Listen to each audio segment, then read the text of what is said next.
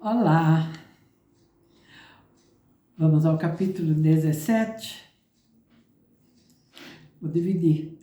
Não é tão grande, mas eu vou dividir para não ficar mais vídeos muito grandes, tá bom? Vamos lá então. É uma pena, meu bom Lucano, disse Rustrunge, o licenciado em letras, que estejas firmemente decidido a ser médico, pois és artista de imenso mérito.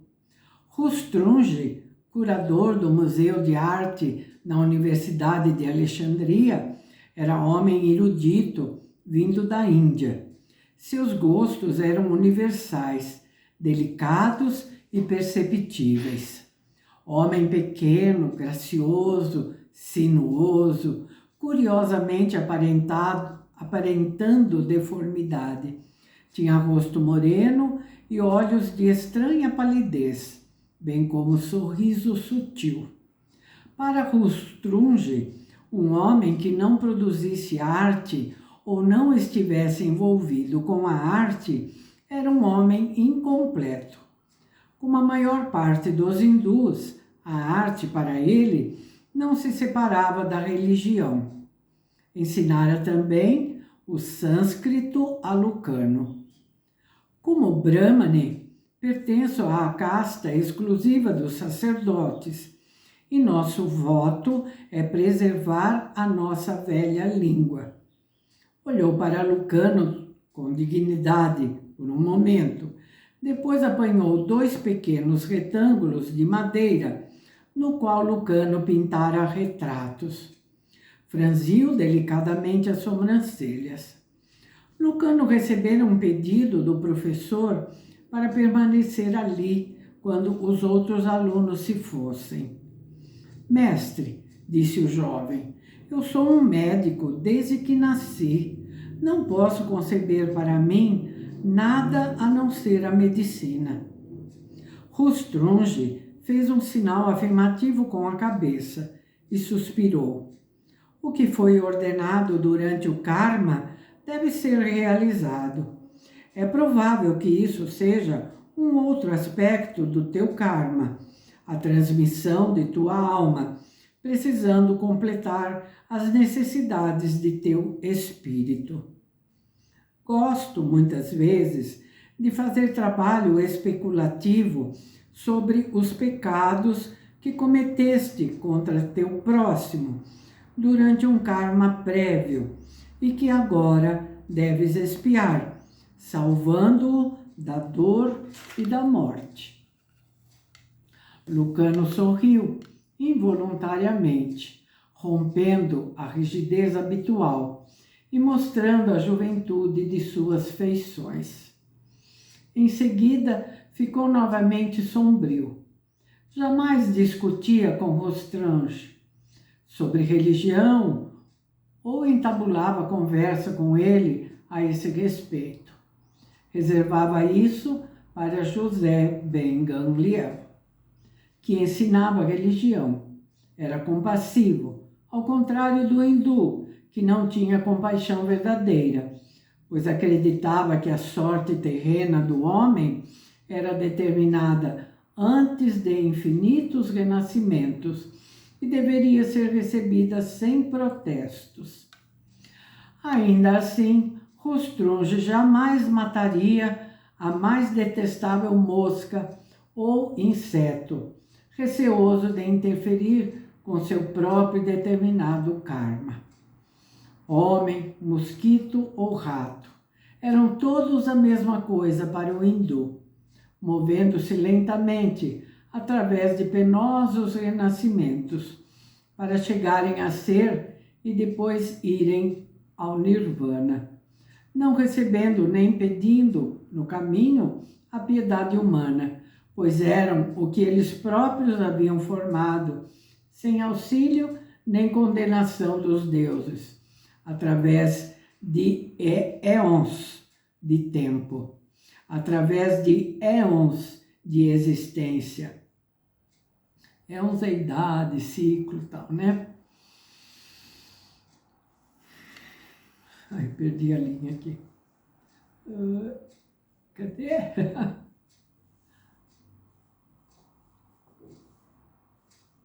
Lucano considerava, de certa forma, fascinantes os vastos encadeamentos da religião brahmanista. Pareciam explicar, em grande parte, as agonias da vida, suas misteriosas calamidades, sua aparente anarquia.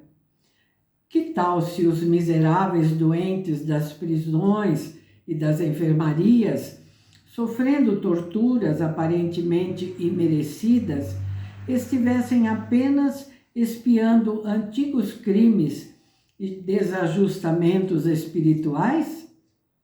E ao expiá-los, estivessem subindo para melhores condições de vida? Discutira isso com José ben Gamliel.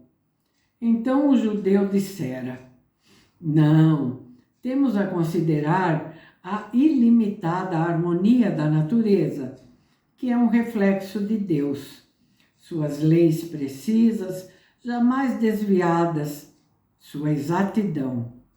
Deus é a lei, e a lei é perfeita e imutável. Considera os 10 mandamentos, a lei. O fato de romper a lei traz sofrimentos ao homem, sofrimentos intensos, físicos, espirituais, às vezes as duas formas. E obedecer à lei traz amor e justiça, de forma que se ele tiver dor mortal, terá sustentáculo espiritual. E isso prova, sem dúvida, que a perfeição não está além dele, mas dentro de seu alcance. Por que então os contínuos renascimentos? Não, a expiação é de forma espiritual, um reino de expectativa, onde a alma pode limpar-se e purificar-se.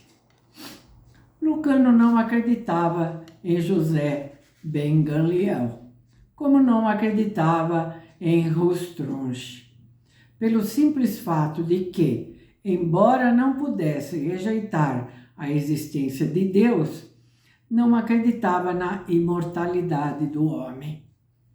Convencido tanto da morte física quanto da morte espiritual, jamais deixava de se sentir tomado da mais terrível cólera contra Deus.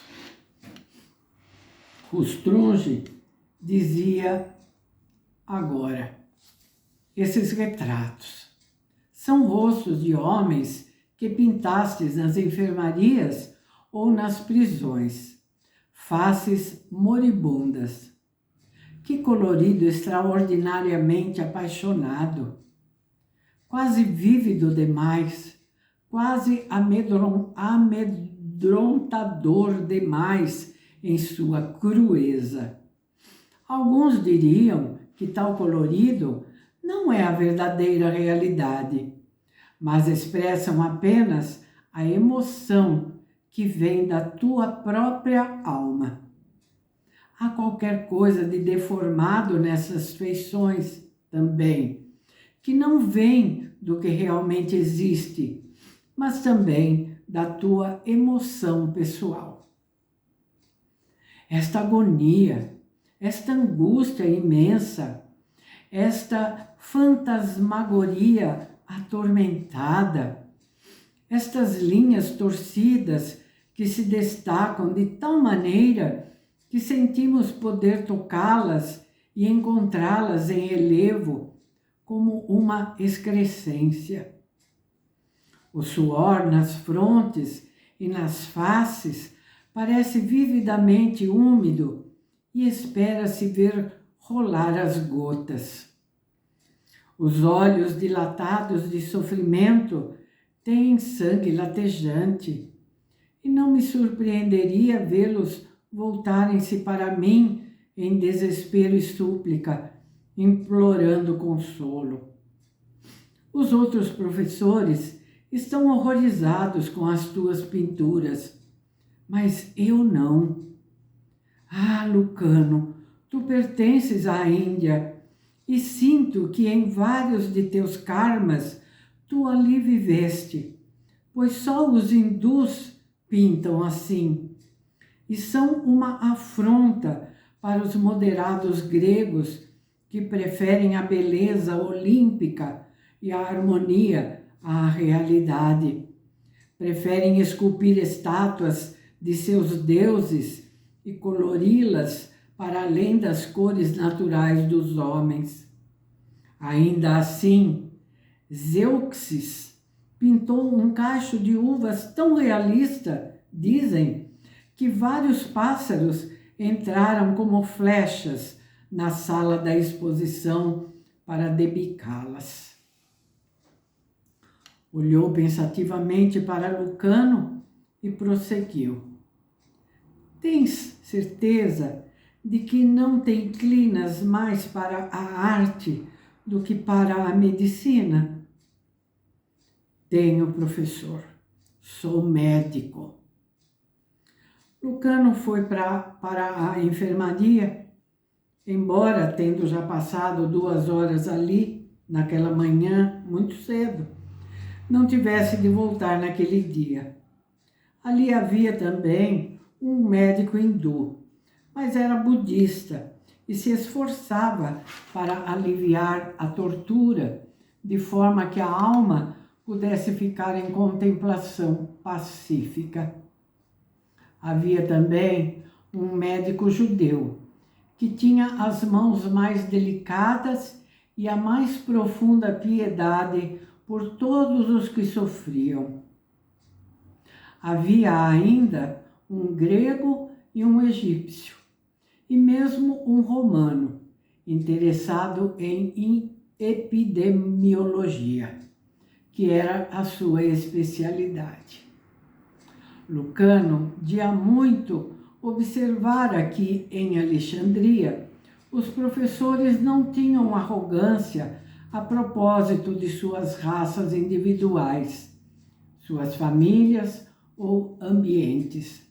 Nem mesmo o romano jamais declarava orgulhosamente: sou um romano. A humanidade, a fraternidade, a animada troca de conhecimentos entre os professores, a aceitação mútua e sua reverência uns pelos outros, foram de início uma revelação para o jovem grego. Tratava-se de uma fraternidade dedicada à verdade e ao esclarecimento. A verdade e o partilhar dela eram tudo.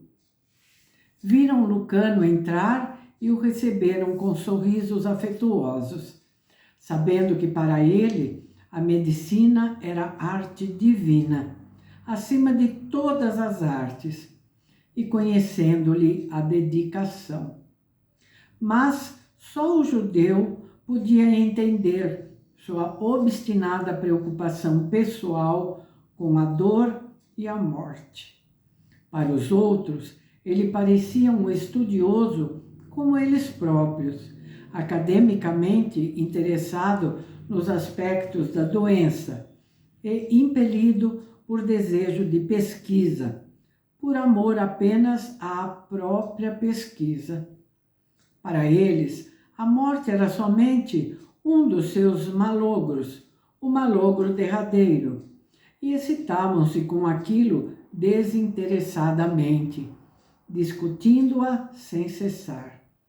Faziam experiências por amor à experiência em si. A enfermaria limpa e branca tinha 10 camas. Ali vinham os que estavam irremediavelmente enfermos e eram trazidos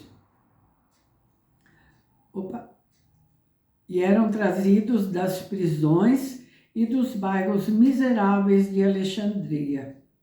Também vinham os enfermos crônicos, os desesperadamente atingidos.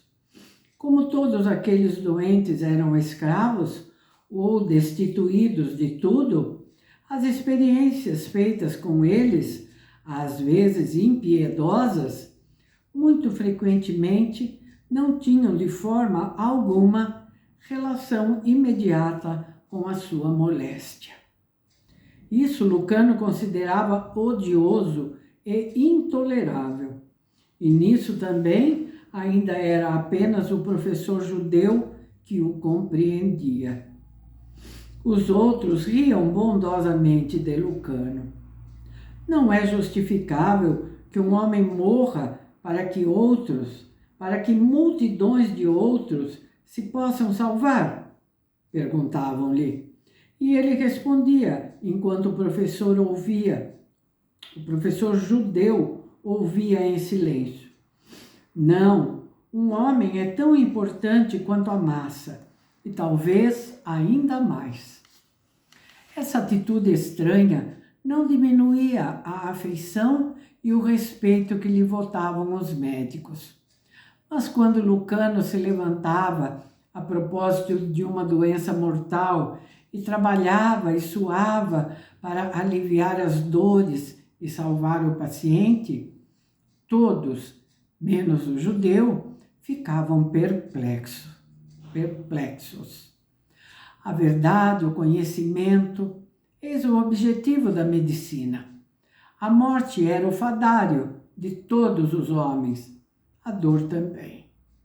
Sim, os homens devem morrer, dizia Lucano amargurado, mas não é dever nosso nos preocuparmos grandemente com a dor, mesmo com a dor de um escravo? Ele não faria experiências apenas pela própria experiência.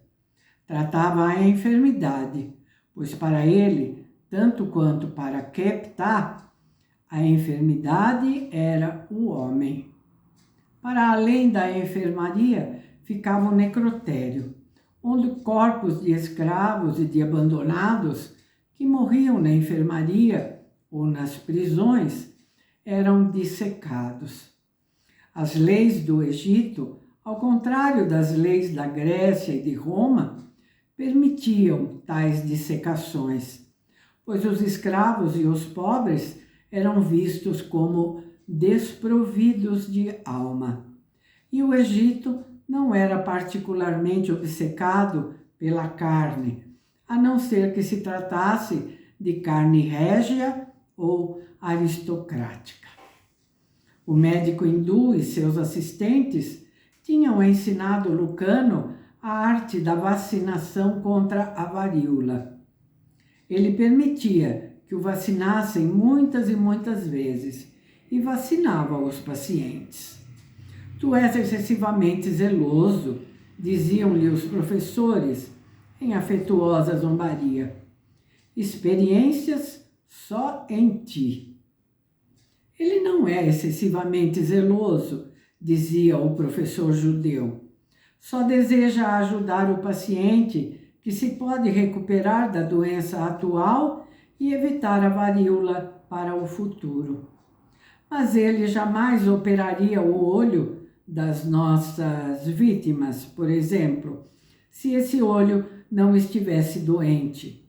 Nem injetaria em um paciente outra doença, fosse remédio ou veneno, apenas para observar o resultado, para saber por que o paciente não pode resistir. Ele aliviará a dor e dará todo o tratamento que acredita capaz de aliviar a dor ou aquela particular doença, mas não infligirá dor ou doença em nome da pesquisa. O professor egípcio e seus assistentes tratavam dos olhos, do coração e de vários órgãos separadamente. E Lucano resistia contra essa ideia de especialização. Se o fígado está doente, protestava ele, então o homem todo está doente, pois suas toxinas alcançam o sangue, os olhos, o coração, o estômago, os intestinos, a pele. E o mesmo se dá com as úlceras, degenerescências e todas as outras doenças. Não é apenas o peritônio que está inflamado, é o corpo inteiro que se está inflamado por solidariedade. O câncer é doença do homem inteiro, não apenas da parte que está atacada.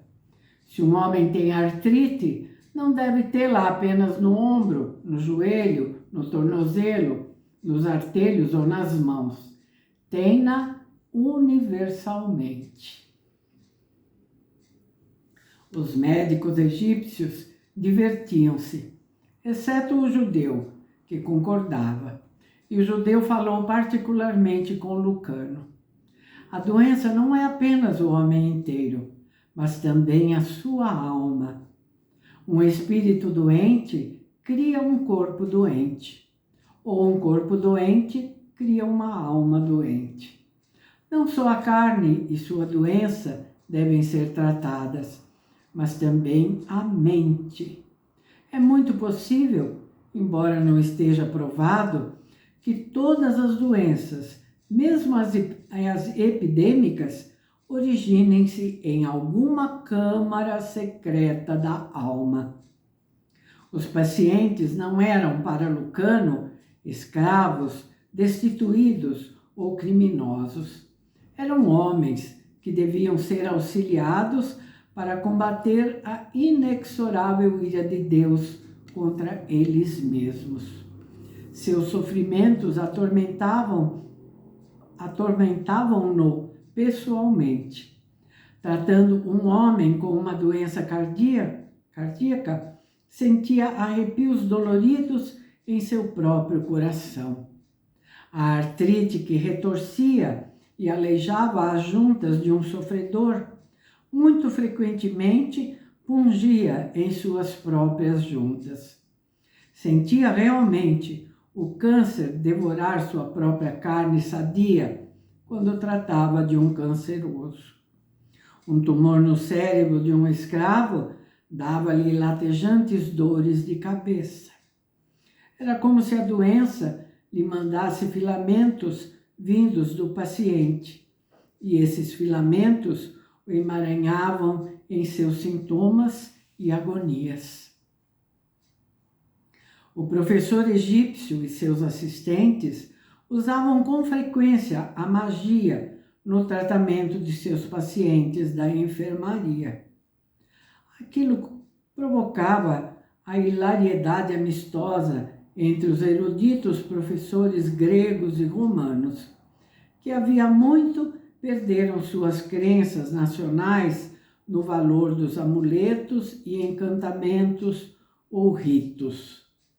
Mas o professor judeu ensinara a Lucano que, já que a alma está tão doente quanto o corpo, este corpo pode ser curado frequentemente através de mistérios. E como a doença do corpo humano pode bem originar-se na mente, aquela mente pode ser convencida pela taumaturgia de que está curada. E, em consequência, muitas vezes, o próprio corpo se cura. E acrescentara: esses egípcios não estão assim tão errados quanto os demais acreditam. Repara que quando põe tua mão suavemente e com uma espécie de vigorosa resistência sobre um paciente, os egípcios se tornam inexcedivelmente interessados, embora os outros pilheriem contigo. Porque os egípcios descobriram, através da observação, que tens um misterioso poder curador. Os outros são nacionalistas, acreditando apenas em poções e na cirurgia. Os gregos, entretanto, como observaste, não são da escola de Cnidos, que tratava apenas o órgão atingido. Eles acreditam também, como nós, que o doente é parte de sua estrutura. Exatamente naquele momento, Lucano estava particularmente interessado num homem que sofria de uma doença do cérebro, então frustradora. Alguns dos cirurgiões haviam sugerido um tumor. Não era comum terem a oportunidade de estudar um cérebro vivo. Lucano suspeitava que eles, realmente, não acreditavam que o homem tivesse tal tumor. Agora, completara seus estudos e era médico. Podia, portanto, protestar, o que não lhe fora permitido enquanto estudante. Além disso, o paciente era do judeu, e depois de o ter ouvido, Lucano não deixara que seus colegas interviessem com suas serras, brocas e trépanos ansiosos. O homem era um escravo, enviado por seu dono à prisão por um roubo insignificante. De acordo com a lei, poderia tê-lo mandado executar, e realmente ele estava condenado à morte. O dono fora persuadido a mandá-lo para a prisão. Dentro dos últimos dias, o professor judeu comprara a pobre criatura e dera-o a Lucano como paciente. Se o curares, Lucano, será teu. Se eu o curar, respondeu Lucano, comprá-lo-ei de ti e o libertarei. Então dou-te como um presente e poderás libertá-lo pessoalmente. Bem me lembro que os judeus foram escravos no Egito. Bom, vamos ficar por aqui, né, para não alongar o vídeo. E seguimos no próximo vídeo com a complementação desse capítulo. Tá bem? Então é isso por hoje. Muito obrigada por estarem aqui comigo. Agradeço, aproveito para lembrar, para não esquecerem do like, por favor, tá bem? Se possível, um comentário. Compartilhem o canal, tá bom? Tudo aquilo que eu peço sempre, tá bem? Então é isso por hoje. Muito obrigada. Tchauzinho. Até o próximo vídeo.